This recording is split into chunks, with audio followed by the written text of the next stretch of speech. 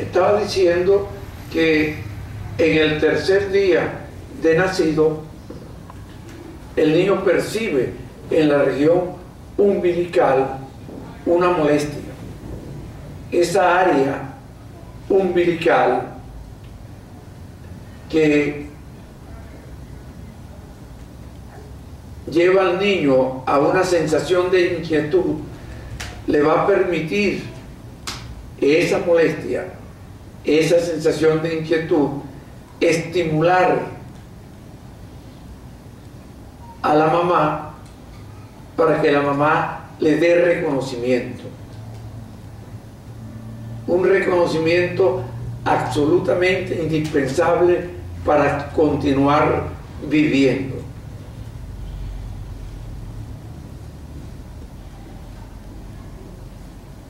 Luego, la energía espiritual que se pone primero de manifiesto en la boca y en los dedos, y luego en la región umbilical, alrededor de los 3 años y medio, comienza a hacerse presente en el área pélvica. Y así se va formando el esquema mental de nuestro cuerpo.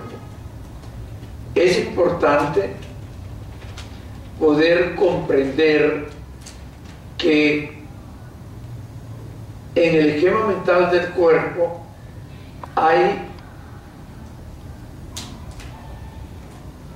la comprensión de la existencia como cuerpo físico, y nosotros lo vamos a ir viendo posteriormente como cuerpo físico en la medida en que vamos relacionando nuestro cuerpo con el contorno, con el medio ambiente, hasta que cuando tengamos la suficiente comprensión para saber que nosotros nos pertenecemos y somos nosotros mismos, cuando tenemos la capacidad de reconocernos una y otra vez a través de la mirada.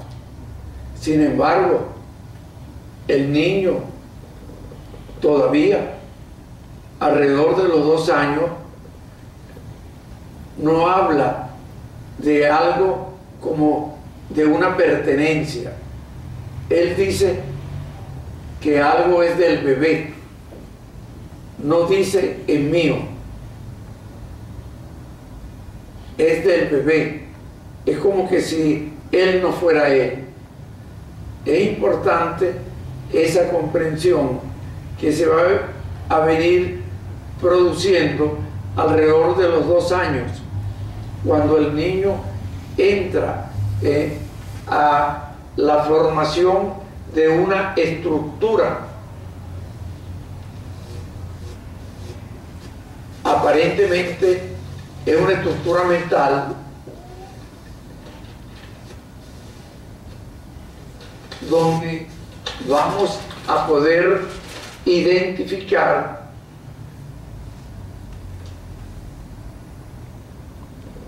la estructura llamada en algunas teorías psicológicas estado de yo adulto. El estado de yo adulto, que se forma alrededor de los 2 años, es la continuidad de un proceso formativo de nuestro esquema mental. Nuestro esquema mental, repito, comienza a formarse desde el momento en que se va a establecer en nuestra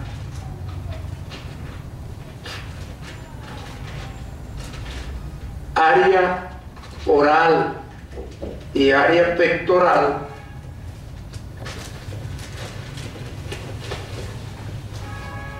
el esquema mental de la boca y el esquema mental de los dedos. Sin embargo, ya al nacer, alrededor de los 2 meses, se va a ver una parte intuitiva y creativa en el niño que le hace sentir cómo actuar en un momento determinado para estimular a quien necesita estimular, para ser reconocido, para ser atendido. El ser reconocido y el ser atendido es parte esencial en la existencia del niño. Esa parte intuitiva y creativa que me lleva a estimular a otro para que me den reconocimiento es lo que llamamos en algunas teorías psicológicas el pequeño profesor o adulto del niño. Esa parte del pequeño profesor o adulto del niño sigue siendo una parte intuitiva y creativa, igual que es el espíritu mismo. Cuando nosotros fuimos formados como ser espiritual. Dios nos hizo a su imagen y semejanza. Por eso hemos dicho en muchas conferencias que cuando vemos nuestra imagen en el espejo, en realidad no estamos viendo nuestra imagen, estamos viendo la imagen de nuestro cuerpo. Y nuestro cuerpo es un instrumento físico que tenemos para poder hacernos presentes en un mundo también físico.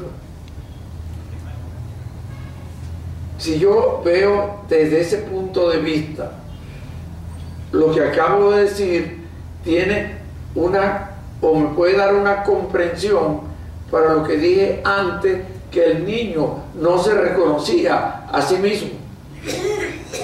Habría que preguntarse quién tiene más razón, si nosotros que nos reconocemos en el espejo o el niño que dice que eso es del niño, pero no se identifica como ese niño propietario de eso.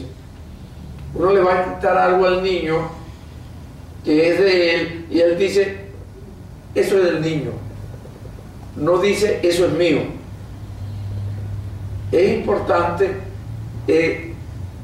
recalcar que la comprensión de nosotros como parte espiritual va a ser un proceso que a veces muchos de nosotros a los 30, a los 40, a los 50, a los 60 años, a los 80 años no lo puede comprender porque simplemente no lo acepta.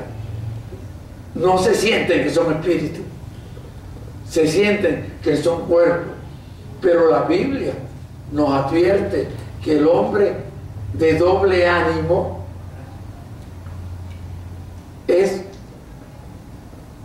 como las olas del mar, que el aire lo lleva de un lado a otro.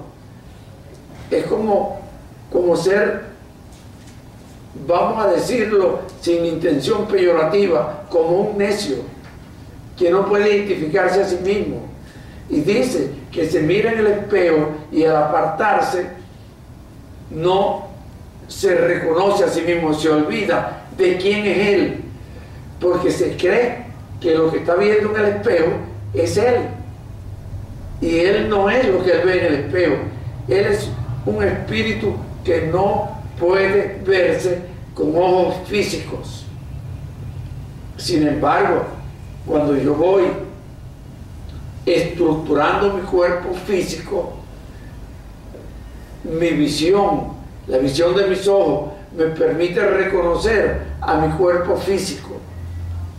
Pero deberíamos entender que nosotros, en realidad, siendo espíritu, tenemos dado por Dios 4 bienes espirituales y nuestro cuerpo físico es el bien material o físico más importante que tenemos, porque es un bien que nos identifica a nosotros mismos.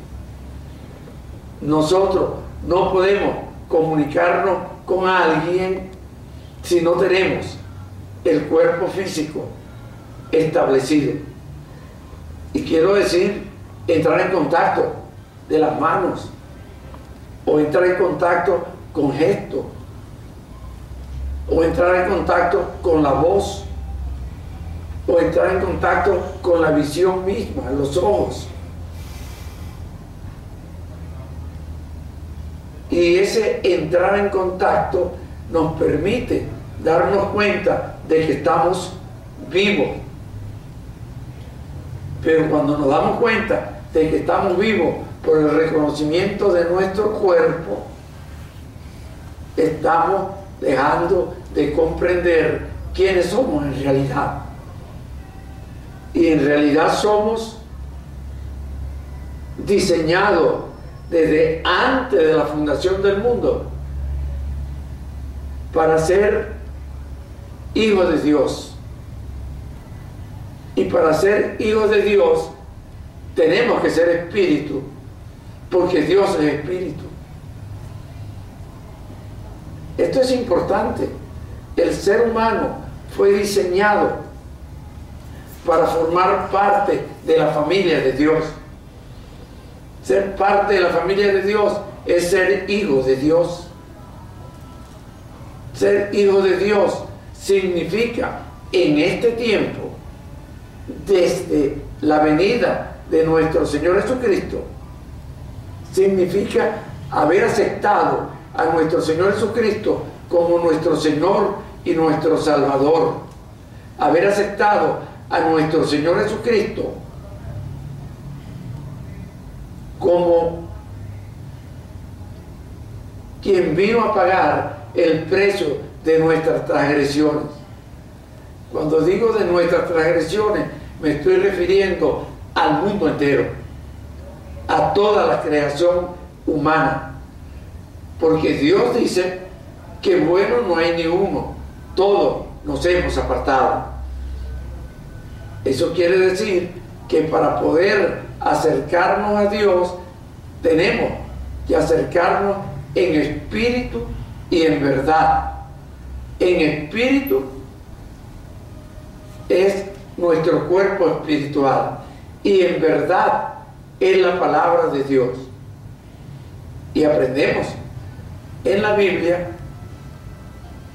que en el principio era el Verbo, la palabra de Dios, y que el Verbo era con Dios, y que el Verbo era Dios, y que el Verbo, que era Dios, se hizo carne y habitó entre nosotros, para podernos acercar a Dios. No hay otra forma, sino en espíritu y en verdad. Y la única verdad existente en el mundo es la palabra de Dios, el Verbo hecho carne. Nuestro Señor Jesucristo, cuando Pilato le preguntó ¿qué es la verdad?, Jesucristo le respondió: yo soy la verdad. Él es el Verbo hecho carne, el Verbo encarnado, y a Dios solo podemos ir en espíritu y en verdad, a través de Cristo. Él lo dijo de una manera más sencilla. Él dijo: yo soy la puerta, el camino, la verdad y la vida, y nadie va al Padre si no es a través de mí. La verdad y la vida. ¿Qué es la vida? La vida es la cercanía de nuestro espíritu con Dios, con el Espíritu Santo de Dios. La vida, estar vivo espiritualmente, significa estar cercano a Dios, o Dios cercano a nosotros. Y la muerte espiritual es separación de Dios. Cuando Cristo viene al mundo, la Biblia nos enseña que Él nos da vida, y vida en abundancia. Abundancia quiere decir por una eternidad. ¿Por qué por una eternidad? Porque nuestro espíritu tiene existencia eterna. Y tener existencia eterna no es tener vida eterna. Para tener vida eterna hay que entrar en el conocimiento de Dios a través de nuestro Señor Jesucristo. Él es la puerta, el camino, la verdad y la vida. No hay forma de tener vida si no es a través de Cristo. Esto es bien importante, porque cuando nosotros somos integrados a la familia de Dios, significa que somos discípulos de Cristo. Y eso da un significado mucho más amplio, mucho más importante, que es llevar hijos a Dios. Nuestra razón de existencia es darle hijos a Dios, pero lo pensamos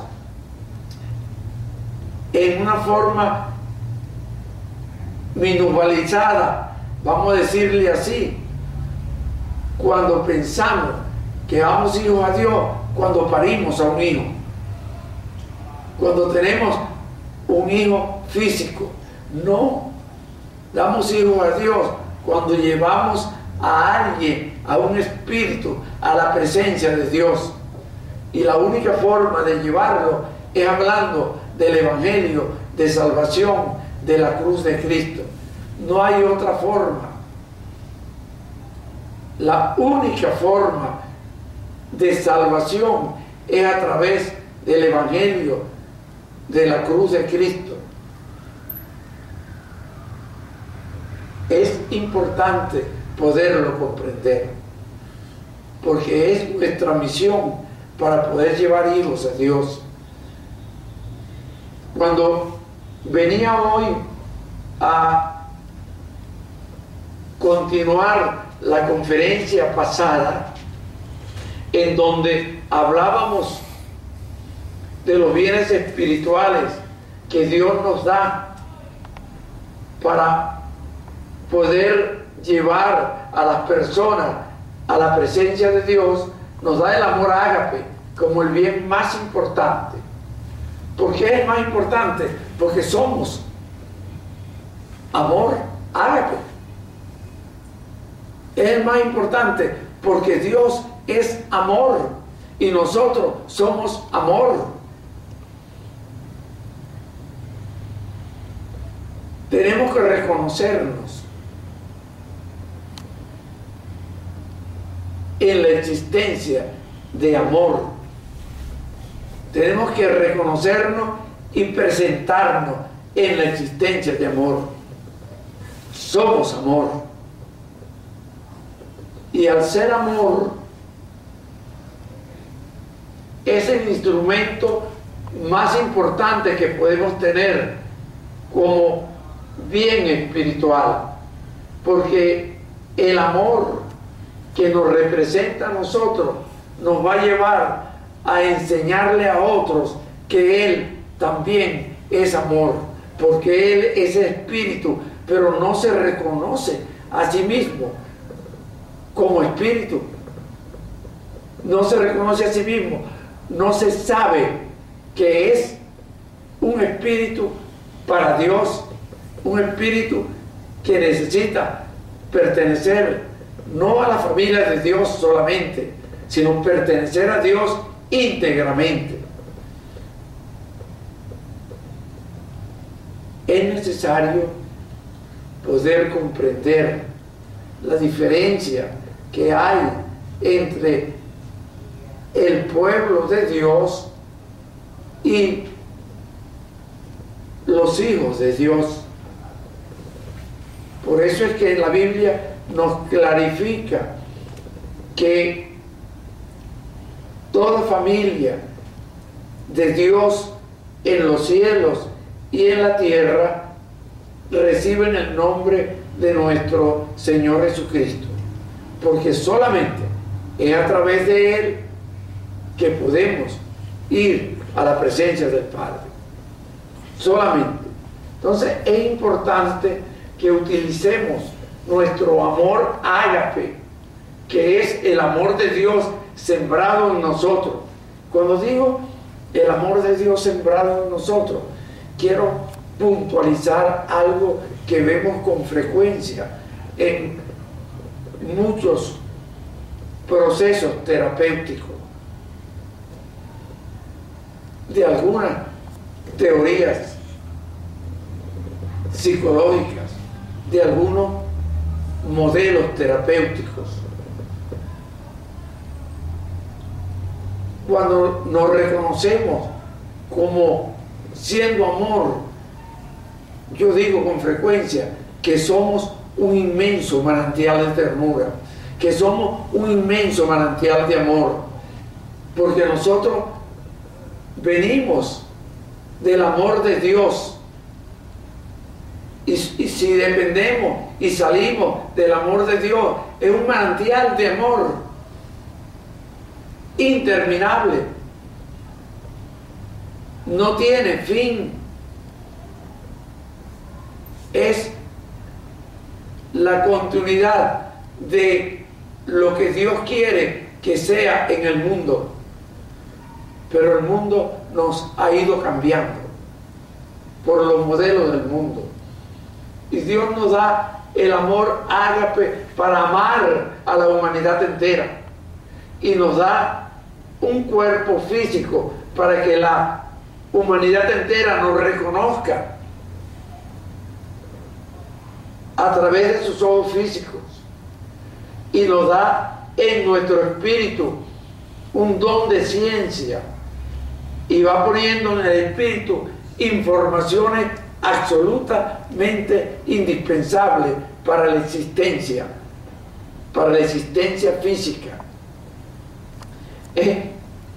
Cuando tenemos 5 meses de embarazo de nuestra madre, el Espíritu de Dios le dice al Espíritu de nosotros: ese es mi concepto, ese es mi discernimiento. Le dice: chúpate el dedo, porque necesitamos tener boca al nacer para poder seguir viviendo físicamente. Antes, por el cordón umbilical llegaba la alimentación. A los 5 meses de embarazo, pero al nacer, el pequeño profesor, el adulto del niño, una parte del espíritu en nuestro niño, una parte intuitiva y creativa, se pone de manifiesto, porque le hace sentir al niño la molestia que tiene que expresar para ser reconocido, para ser tomado en cuenta. Y ese reconocimiento y ese ser tomado en cuenta lo va a salvar. Oigan bien la palabra que usé: lo va a salvar de una inexistencia física y de una inexistencia emocional. Eso no es fácilmente comprensible. Si no hay un reconocimiento del niño, el niño va a entrar en un cuadro, en un proceso de autismo. Y un proceso de autismo significa una inexistencia psicológica y física. Es importante. Ese fue un problema que yo tuve en algún tiempo, cuando yo tuve que relacionar la existencia física con la psicológica, porque es lo mismo. La energía física es la misma energía psicológica. Va a pasar de lo físico a lo psicológico, a lo psicológico a lo físico. Por eso nuestro cuerpo se altera cuando lo psicológico está alterado. Es sorprendente. el olor de nuestro cuerpo se altera cuando lo psicológico está alterado. Y uno puede oler un olor característico del enfermo mental grave.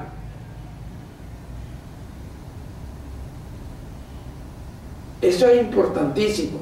Y puede percibir en el cuerpo de uno la existencia de un enfermo mental grave en una persona. Porque esa persona va a tener una dificultad para comunicarse emocionalmente. Simplemente el enfermo mental grave, estoy hablando de un proceso esquizofrénico, no tiene resonancia afectiva, no transmite resonancia afectiva, no transmite afecto. Es importante entenderlo. El enfermo mental grave no transmite afecto, no tiene resonancia afectiva. ¿Se está entendiendo? Entonces, fíjense cómo podemos ir enfermando por una dificultad de ser reconocido. Nuestros procesos psicológicos, nuestros procesos emocionales,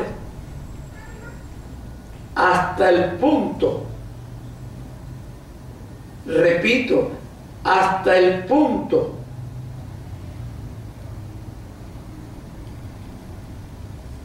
que cuando el individuo entra en un proceso de esto, puede llegar como consecuencia de ese desconocimiento del mismo a un marasmo infantil que se puede transformar en una depresión anaclítica que lleva a la muerte del niño, que se veía así y se pudo determinar en los trabajos del psicólogo Spies cómo los niños morían en los hospitales de niños con cuadros de depresión anaclítica, de marasmo infantil. Y eso iba a suceder como una especie de muerte psicológica, de muerte física, para no entrar en la inexistencia del individuo como individuo mismo, porque un autista no se comunica con nadie, ni nadie se comunica con él, como consecuencia del desafecto que encuentra el niño por falta de reconocimiento desde el momento de nacer. Fíjense que le estoy hablando que esto se va a producir en el tercer día de nacido. Esa molestia en la región umbilical que va a caracterizar la presencia de el área umbilical, ya estamos conscientes y ya hemos hablado de la presencia del área oral y hemos hablado de la presencia del área pectoral. Ahora es necesario poder recalcar la presencia del área umbilical. Estoy estableciendo el modelo de formación de nuestro cuerpo físico. La presencia del área umbilical que se va a ver a través del tercer día de nacido va a ser importante para no entrar en un cuadro de autismo, que el niño que se manifiesta en esa área o con esa área tenga el reconocimiento de una mamá que da ternura, de una mamá que da amor ágape. La ternura es amor ágape. Es un amor que se da sin esperar nada.